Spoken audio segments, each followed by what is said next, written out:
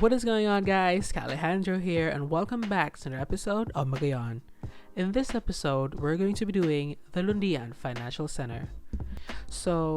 Lundian Financial Center. So what we're going to be building here is the old financial center of the capital city. Like, this was the place where most of the city's trade would have been, and this is where the stock exchange, the Magayon Stock Exchange, would be. This would be the center of trade because it's so near to the port, and this and that. And this is mostly office buildings, old, filled with banks and the headquarters of the major corporations in the city. So you'd see here the major bank of Magayon, like there, like the two main buildings, the two tall buildings there that I placed would be the two biggest banks, or the one that helped bring back Magayon from after the war, because after the war, most of the entire city was decimated and destroyed, so they had to rebuild that. So yeah, I'm gonna explain that later in the video,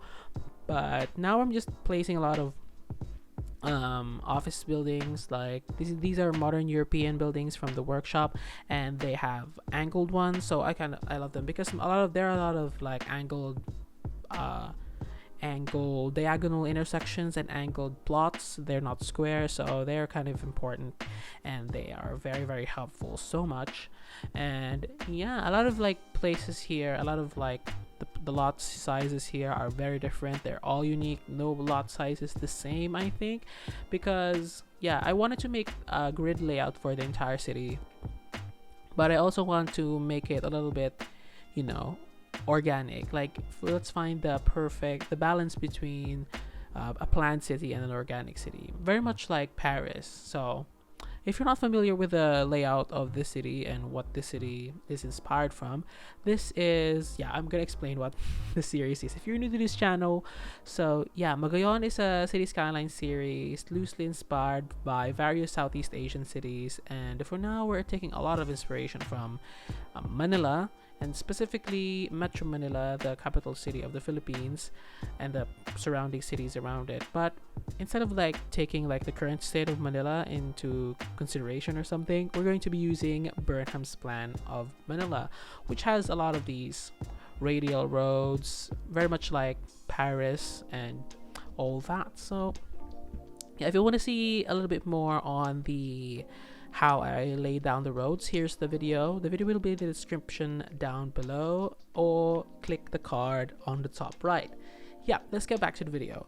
So now you'd see me place these newer buildings because I wanted to mix some like newer buildings, mix up the architecture, give it a little bit of history, even though this was the first part of the city that developed. I imagined it to have been only those two buildings right there and a lot of low rises, because why not? That you can see me laying down the district for where the entire financial center would be, and the financial center is a mixed-use district. So because the land value in the capital is so high and a lot of people wanted to live and work there, so they decided to make it mixed use and to just retrofit what the old buildings were and just build newer ones, because that's how cities are. And things change, the use of the buildings change. So now you'd see me please lay out some districts, mark out some districts, and these districts will be these are like, because Magayon is not actually like a single city, it's like various cities packed into one. If you were familiar with Metro Manila in the Philippines, or I think the better explanation is Tokyo, because Tokyo is like a collection of various cities combined into one or something, the Tokyo metropolitan area. I think Shinjuku or something like that. Each like part of Tokyo is its own city, I guess. But you'd see me mark those various different districts, and they're like their own cities in their way. They're going to be unique from each other because I took a lot of inspiration from Marble Mountains, from $2.20's Marble Mountain series, and more specifically like Ocean, taking a lot of inspiration from that, where he's trying to fit as much of Australia and New Zealand or New Zealand in a single map in City Skylines, and that means playing with scale and all of that. So yeah, you'd see me. The city looks kind of big, even though it's super small. I had a lot of issues finding the right buildings, so we have to make it look like it's big even though it's not. We have to make, we have to play with the scale and all these kind of stuff. And yeah, now you see me rename the various districts. So I'm taking a lot of inspiration from Metro Manila, as I've said, and the center part of that would be Rizal Park, but instead of the Rizal Park, it's the capital of the entire of Magayon. And the port of Magayon, the port of Manila is actually those two on the bottom left, and they work together. But I decided that the industrial side would be on the left, and the more touristy will be on the right. And it's like I wrote there, Dubaiish Marina. I'm not sure if I'm gonna do that, but just a little bit of a guide. And yeah, the outskirts of the city will be mostly farmlands and residential, but the city inside the river, within the main part outside behind the river, will be lower, very sparsely populated places, but inside the city it's going to be a little bit much more dense, but it's still going to be green because the city is mainly focused on a lot of greenery because the capital city is named Lundian, which is green. Yeah, anyways, this is I'm using the park brush from Park Life to lay out the circumferential road, or the expressway or highway. And this expressway, I'm so excited for the expressway because this will traverse all the other cities. Like, there are separate cities, the outskirts are like separate cities, but the one in the middle is like various cities crumbled into one, so they decided to become just one single city, like Lundian. That's the entire city, but outside there are like a lot of cities. I'm still going to be changing the names of them. I'm just using the names that they used that is in real life, but anyways, I will be placing an elevated highway there. I'm going to be continuing the one that I built in previous episodes, but it's not going to be completely elevated. Some parts of it are going to be level, on ground level, and a lot of it's going to be sunken. So yeah, to prevent a little bit of noise, because in the last few episodes people were like, oh my god, why did you put like a noisy elevated highway on the side of the road? And I'm like, yeah, why did I do that? So I think I'm going to be changing my highway network once I start the elevated expressway, because my highway networks were made before the intersection marking tool and node controller were even released. So they're kind of like old school type of interchanges, and they're a little bit wonky, and the city has a lot of terrain differences, but the capital will be completely flat. And yeah, I'm excited to work on the outskirts of the capital because it's like it gives it a little bit more, we have a little bit more variation. And yeah, getting back to the video, we are now we're detailing the financial center. So this building right here is the tallest building in the capital city, and this I told you guys in the last episode that the city has zoning rules that certain parts of the city must have unobstructed views of the Capitol building. But this building right here is like an exemption to that rule. Oh, but not that. I mean, there is a rule. Like, if you're familiar with the one in Washington, that no building must be taller than the Capitol building. Or, yeah, before. And then they said no building must be taller than the Washington Monument or something like that. There's a height limit on the buildings in Washington. That's why Washington DC. That's why you don't see a lot of skyscrapers there. So I also wanted to incorporate that kind of rule. But the rule is no building should be taller than the obelisk or the Magayon monument. Yeah, as you can see, the obelisk is the one on the right side. If you're from this like road, yeah, here's the obelisk. So no buildings can be taller than this in the capital. But once you go further away from the capital, it doesn't apply to it anymore. And yeah, I'm just placing down a lot of these pathways. I'm using the node controller to make them, align perfectly with the roads. And I'm using these concrete pathways concrete pedestrian paths, because these are the one I'm most comfortable with, and I think they're the most. Without these, Magayon wouldn't be what it is today, because a lot of my projects, as I've said in the past, are very, very heavily dependent on this road.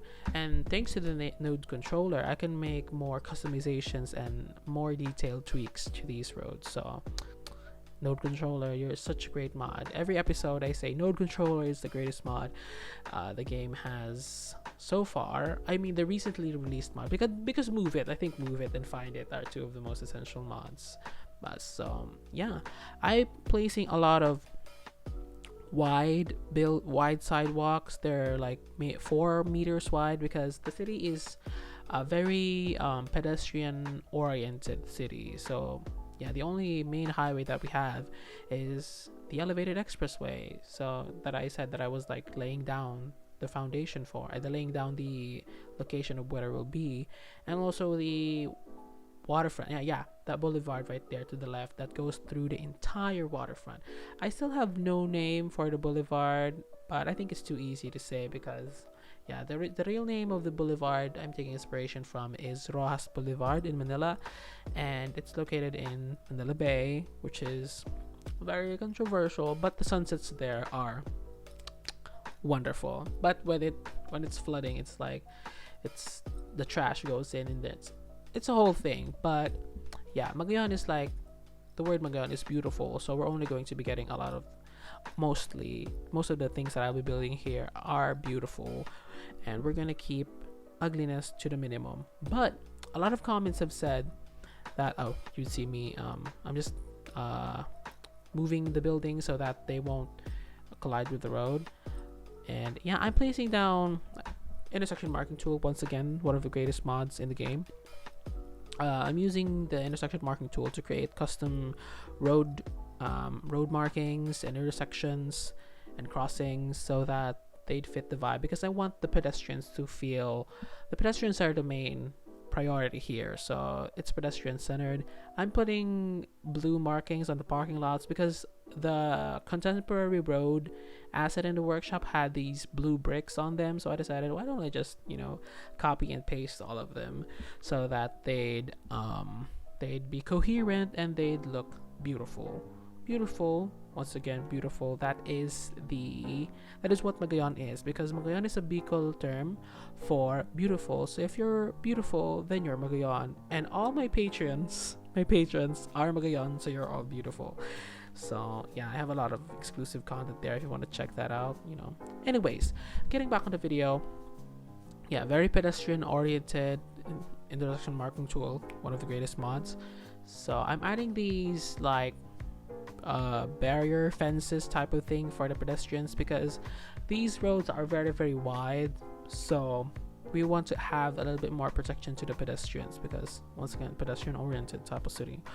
And yeah, so, and also it gives it a little bit more realism, if you can say that.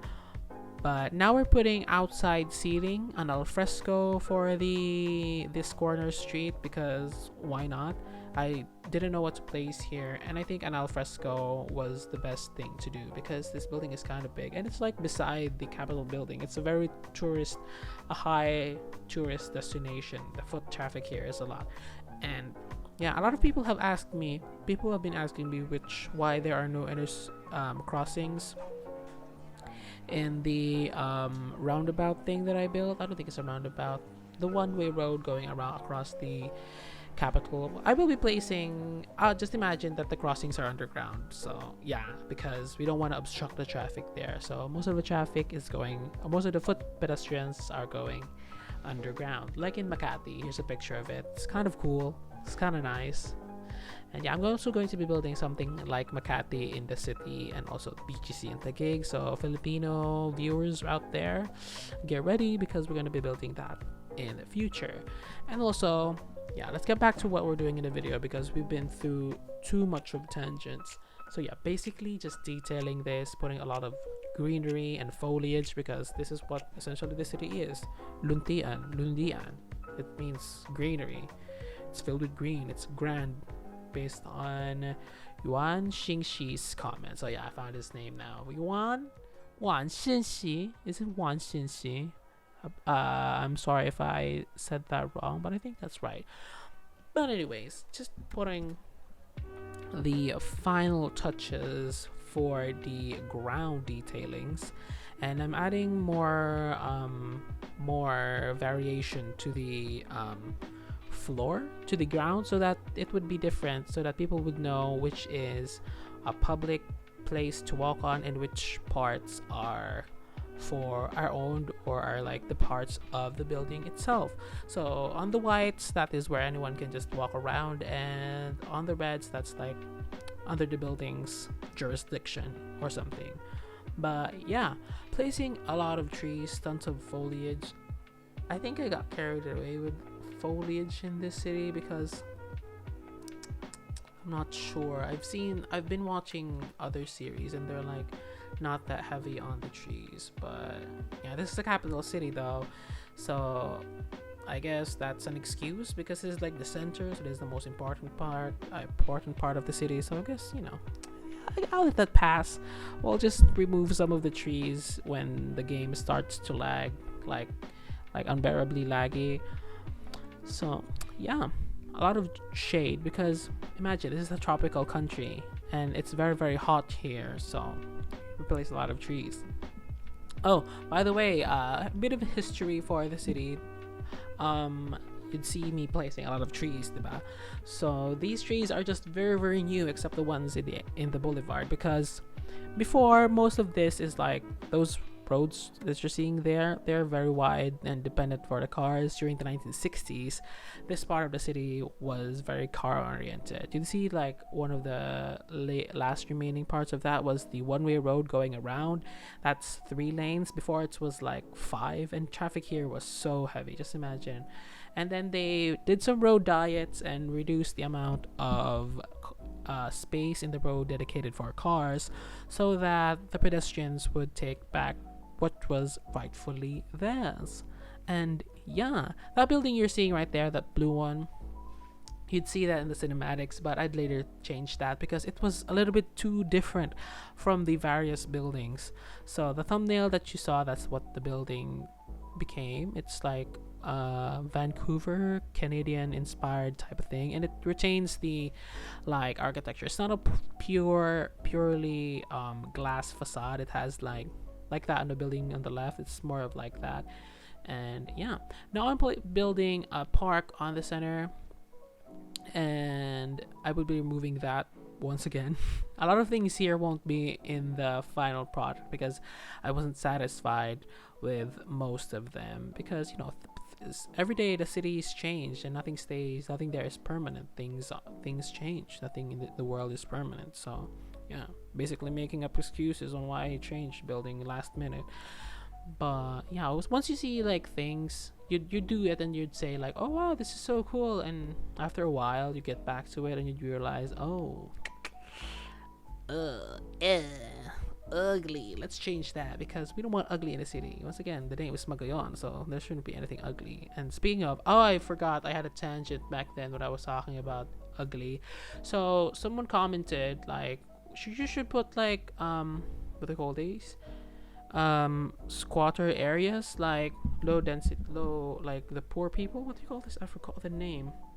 Squatter areas, basically. Here's a picture of it so that you'd be familiar.